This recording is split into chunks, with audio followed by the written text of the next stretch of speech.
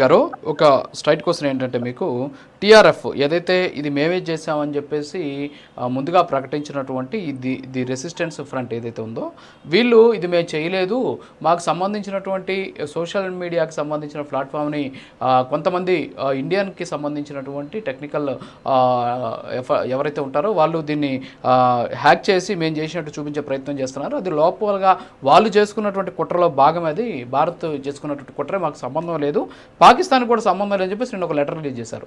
దాంతోపాటు నిన్న అనుకుంటారు కాంగ్రెస్ పార్టీకి సంబంధించినటువంటి ఆ పార్టీ మల్లికార్జున ఖర్గే గారు కూడా మాట్లాడుతూ ప్రధాని మోడీ అసలు ఈ ఘటనని సీరియస్గా తీసుకోలేదేమో అన్నట్టు అనిపిస్తోంది, సో అందుకే ఆయన బీహార్లో జరిగిన ఎన్నికల ప్రచారానికి వెళ్ళారు అని చెప్పేసి ఒక రకమైనటువంటి వాదన కూడా వ్యక్తం అవుతుంది. మీరు చెప్పినట్లయితే పాకిస్తాన్ మీద ఉగ్రవాదుల మీద చర్యలు తీసుకోవాలని భారత్ అంతా కూడా ఏకతాటిపైకి వస్తుంది, అన్ని పార్టీలు ఏకతాటిపైకి వస్తున్నాయి. ఎట్ ది సేమ్ టైం మళ్ళీ ఈ డైవర్షన్ ఎందుకు జరుగుతుంది అనుకోవచ్చు మనం? ఇక్కడ ఇది డైవర్షన్ ఏముంది దీంట్లో, మనము కరెక్ట్ వేలో వెళ్ళాలి అనేటువంటి దాని మీద ఖచ్చితంగా మనం మాట్లాడుకోవాల్సినటువంటి అవసరం అయితే ఉంది. అసలు ఏ ఉగ్రవాద సంస్థ దాడి చేసింది, ఆ ఉగ్రవాద సంస్థల స్థావరాలు ఎక్కడున్నాయి, ఆ ఉగ్రవాదులకు సపోర్ట్ చేస్తున్నటువంటి వాళ్ళు ఎవరు, వాళ్ళని లక్ష్యంగా చేసుకొని మనము ప్రతిదాడులు చేయటమే మన ప్రణాళికగా ఉండాలి. భారత ప్రభుత్వం అందుకు అనుగుణంగా సంసిద్ధంగా ఉండాల్సినటువంటి బాధ్యత. అయితే ఇప్పుడు ఆర్టికల్ 370 రద్దు తర్వాత ఇక జమ్మూ కాశ్మీర్లో ఉగ్రవాద చర్యలు ఉండవు, ఉగ్రవాద చర్యలకు మనం ఫుల్ స్టాప్ పెట్టినట్టే అనుకున్నటువంటి నేపథ్యంలో ఇప్పుడు దాడి జరిగింది. దీనికి ఏమంటున్నారు, అక్కడ ఆర్టికల్ 370 రద్దు తర్వాత అంతా శాంతియుత వాతావరణం వచ్చి డెవలప్మెంట్ జరుగుతుంటే దాడి చేశారు ఉగ్రవాదులు అని చెప్తున్నారు. మరి దాడి చేస్తుంటే మనం ఏం చేస్తున్నట్లు? అలాంటి శాంతియుత వాతావరణం ఉండి పహల్గాం వంటి టూరిస్ట్ ప్లేసెస్ లో టూరిస్టులందరూ వచ్చే చోట కొంతమంది ఉగ్రవాదులు తుపాకులు తీసుకొని వీరవిహారం చేసి దాడులు చేసేటువంటి పరిస్థితికి, ఆ విధమైనటువంటి వైఫల్యానికి కారణం ఎవరు? మన భద్రతా నిఘా వర్గాలు కాదా? మరి మన భద్రతా బలగాలకు సంబంధించినటువంటి వ్యవహారంలో మన ప్రభుత్వం ఏం చేస్తుందో మనం సమీక్షించుకోవాలి. తప్పేం కాదు కదా, మనం ప్రభుత్వాన్ని విమర్శించడం అనేది కాదు, ఇక్కడ సమీక్షించుకోవాలి. ఇలాంటి దాడి మళ్ళీ ఒకసారి జరగకూడదు. అసలు ఈ దాడి ఎందుకు జరిగింది, దాడి జరిగిన తర్వాత ప్రభుత్వము మాటలు ఎన్నైనా మాట్లాడొచ్చు. హోంమంత్రి వెళ్తారు, మేము అది చేస్తాం ఇది చేస్తాం, ప్రధానమంత్రి కూడా మాట్లాడుతున్నారు, అన్ని మాట్లాడుతున్నారు. అందుకు అనుగుణంగా చర్యలు కూడా ఉండాలి కదా అనేటువంటిదే కదా మల్లికార్జున ఖర్గే కూడా చెప్పింది.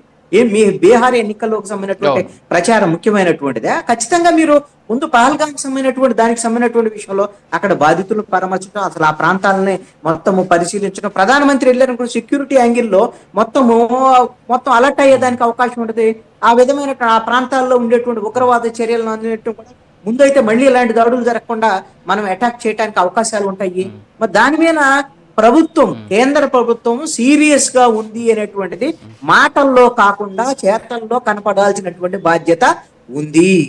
ఇది ఎవరైనా చెప్తారు. అంతర్గతంగా మనము ముందు ఉగ్రవాదుల మీద ప్రతి చర్యలు, అదేవిధంగా ఉగ్రవాదులు ప్రోత్సహించేటువంటి పాకిస్తాన్ మీద మనము ఖచ్చితంగా కఠినమైనటువంటి వైఖరి అవలంబించాలి అనేటువంటిది అందరి మాట. ఆ విషయంలోకైనా భారత ప్రభుత్వం ఏమైనా సరే వెనకడుగు వేస్తుంది అనంటే, లేదు అనంటే తప్పటడుగులు వేస్తుంది అనంటే దాన్ని సరిదిద్దుకోవాల్సింది కూడా మనమే కదా, మాట్లాడుకోవాల్సింది. మల్లికార్జున ఖర్గే మాట్లాడింది తప్పు ఎలా అవుతుంది? ఖచ్చితంగా తప్పు కాదు. రెండో అంశం ఏంటి అనంటే, ఇది పహల్గాంలో జరిగినటువంటిది హిందువులు టూరిస్టుల మీద దాడి, ఇవన్నిటి అనేటువంటి మాటలు మాట్లాడేటువంటి వాళ్ళకి నా వైపు నుంచి నేను అనేది ఏంటి అనంటే, ఉగ్రవాదులు పాకిస్తాన్ ప్రేరేపిత ఉగ్రవాదులు. దాడి జరిగింది ఎవరి మీద? భారత ప్రజల మీద జరిగింది. ఇది పాకిస్తాన్ ప్రేరేపిత ఉగ్రవాదులు భారత్ మీద జరిపినటువంటి దాడి. అయితే ఎందుకు వాళ్ళు హిందువుల్ని టార్గెట్ చేశారు అంటే, వాళ్ళు కుట్రపూరితమైనటువంటి ఆలోచనలు చేశారు. దాడితో పాటుగా మన భారతదేశంలో అంతర్గతంగా మనం ఘర్షణ పడేటువంటి విధంగా, అంటే మన మధ్య మన మిత్రులుగా ఉన్నటువంటి మన భారత పౌరులైనటువంటి ముస్లింల్ని మనం అనుమానాస్పదంగా చూసేటువంటి విధంగా వాళ్ళు ఆ విధమైనటువంటి కుట్రపూరితమైనటువంటి ఆలోచన చేసి వాళ్ళు చేశారు. వాళ్ళ కుట్రల్లో మనం ఎందుకు పావులు కావాలి? ఇక్కడ మనం పావులు కావాలి, వాళ్ళ కుట్రది. మేము హిందువులు మాత్రం చదువుతారంటే ముస్లింలు వాళ్ళకి మిత్రులా ఏమన్నా? మన భారత ప్రజలందరూ కూడా ఈ రోజున పాకిస్తాన్ మీద యుద్ధం అని అంటే, లేదు అని అంటే ఉగ్రవాదుల మీద యుద్ధం అంటే, భారతదేశంలో ఉన్నట్టే ప్రతి పౌరుడు దానికి సపోర్ట్ చేస్తాడు. ముస్లిమా, సిక్కువా, క్రిస్టియనా, హిందువా అనేటువంటి మనం ఎందుకు చూసుకుంటాం? భారతదేశానికి స్వతంత్ర పోరాటంలో ఎంతమంది ముస్లింలు పాల్గొనలేదు? ఇది ఆ విధమైనటువంటి ధోరణిలో వాళ్ళ కుట్రలోకి మనము వాటిని తీసుకోకూడదు. అది భారతీయుల మీద ఉగ్రవాద దాడికి సంబంధించినటువంటి అంశంగా చూడాలి తప్ప ఇంకొకటి.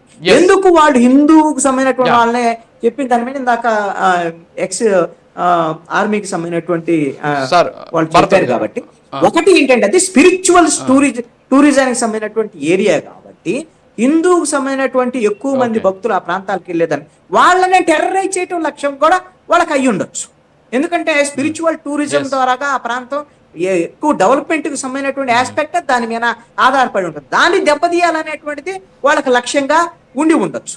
కాబట్టి ఆ విధంగా వెళ్ళేటువంటి స్పిరిచువల్ టూరిజానికి సంబంధించినటువంటి వాళ్ళైనా ఇతర టూరిస్టులైనా వాళ్ళకు పూర్తి స్థాయి భద్రత కలిగేటువంటి విధంగా చూడాల్సినటువంటి బాధ్యత. రెండో ఆస్పెక్ట్ ఒకటండి, నేను ఇంకోటి కూడా ఏం చెప్తానంటే, ఈ విధమైనటువంటి దాడి జరగటం వల్ల భారతదేశంలో రాజకీయ పరమైనటువంటి లబ్ధి ఎవరికి జరిగేదానికి అవకాశం ఉంటుంది? ఏం లబ్ధి ఎందుకు జరుగుతుంది? ఇలాంటి దాడుల వల్ల మనకు నష్టం జరిగింది కదంటే, ఈ విధంగా పాకిస్తాన్ చేసింది, పాకిస్తాన్ ప్రేరేపిత ఉగ్రవాదులు దాడి చేశారు, మేము వాళ్ళ మీద తిప్పి కొడుతున్నాం అనేటువంటి విధంగా ఈ రోజున రాజకీయ పరంగా దీన్ని వాడుకునేటువంటి ప్రయత్నాలు చేసేటువంటి వాళ్ళు కూడా నిర్లక్ష్యంగా ఉండటానికి కూడా ఏమైనా దురుద్దేశ పూర్వకమైనటువంటి ఆలోచనలు ఉన్నాయి అనేటువంటిది కూడా ఖచ్చితంగా చర్చ వస్తుంది. ఎందుకంటే గతంలో పుల్వామా దాడి జరిగింది, దాని వెనక జరిగినటువంటి నిర్లక్ష్యం కానివ్వండి, భద్రతా వైఫల్యం కానివ్వండి, నిఘా వర్గాల వైఫల్యం కానివ్వండి, ఆ తర్వాత జరిగినటువంటి ఎన్నికల్లో వాటిని రాజకీయ పార్టీలు ఉపయోగించుకున్నటువంటి తీరు కానివ్వండి, ఇవన్నీ కూడా మనం ఒక్కసారి పునరాలోచన చేయాల్సినటువంటి అవసరం ఉంది. ఖచ్చితంగా చర్చకు వస్తాయి, దీనికి సమాధానం చెప్పాలి. అసలు ఈ దాడికి ముందు బాధ్యత వహించాల్సింది భారతదేశ ప్రభుత్వము. ఈ మొన్న జరిగిన పహల్గాం దాడికి ప్రధానమైనటువంటి బాధ్యత ఎవరిది? ప్రధానమంత్రిది, హోంమంత్రిది, భద్రతాకు సంబంధించినటువంటి వ్యవహారాలు చూసేటువంటి మంత్రులకు సంబంధించినటువంటి వ్యవహారం. మీ ఫెయిల్యూర్ కదా ఇది? ఈ ఫెయిల్యూర్ కారణం ఏంటి అనేటువంటి ముందు సమాధానం చెప్పాలి. ఇలా మరొకసారి ఇలాంటి దాడులు జరగకుండా మేము చర్యలు తీసుకుంటున్నాం అనే దాన్ని చెప్పాల్సినటువంటి బాధ్యత వాళ్ళ మీద ఉంటుంది. ఓకే సార్, ఓకే, మనం ఒక చిన్న బ్రేక్ తీసుకుందాం. బ్రేక్ తర్వాత మళ్ళీ కంటిన్యూ చేద్దాం ప్లీజ్. బ్రేక్.